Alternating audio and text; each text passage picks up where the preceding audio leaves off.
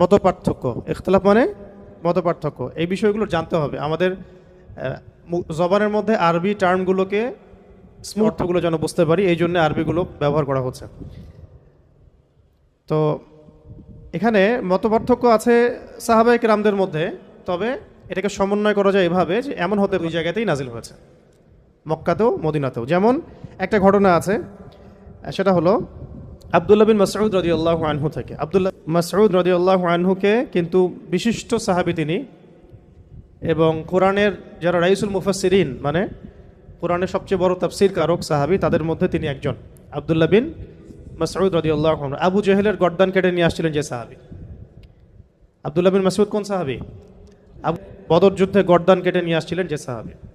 আবু জেহেলকে তো প্রথমে একেবারে শেষ করে ফেলছিলেন দুজন আনসারী সাহাবী, তরুণ তরুণ আনসার, দুই মুআজ রাদিয়াল্লাহু আনহুমা।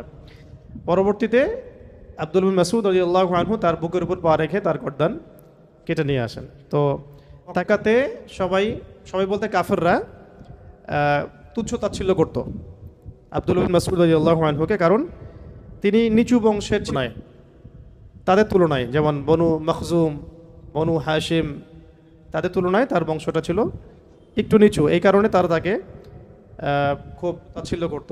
এবং তার পায়ের ব্যাপারে একটা কথা আছে যে তার পাটা একটু চিকন ছিল, সরু, কারণে অনেকে হাসাহাসি করত।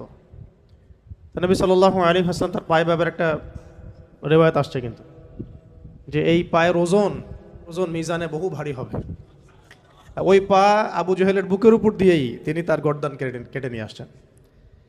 তো তিনি রাইসুল মুফাসসিরিনদের একজন আব্দুল বিন মাসউদ, এবং বলিষ্ঠ সাহাবী। আপনারা অনেকগুলো হাদিস দেখতে পারবেন তার থেকে রিওয়ায়াত হয়েছে। এবং আরেকজন সাহাবী যে উবাই ইবনে কাব কোন সাহাবী? যাকে উমর তারাবির সালাত পড়তে বলেছিলেন, মনে আছে? তারাবির অধ্যায় যখন আসবে তখন আলোচনা আসবে আর কি, যে তারাবির সালাতের জামাত করে তাকে ইমামতির দায়িত্ব দেওয়া হয়েছিল। কোন সাহাবীকে? উবাই বিন কাব রাদিয়াল্লাহু আনহু। তিনি খুব সুন্দর তেলাওয়াত করতে পারতেন।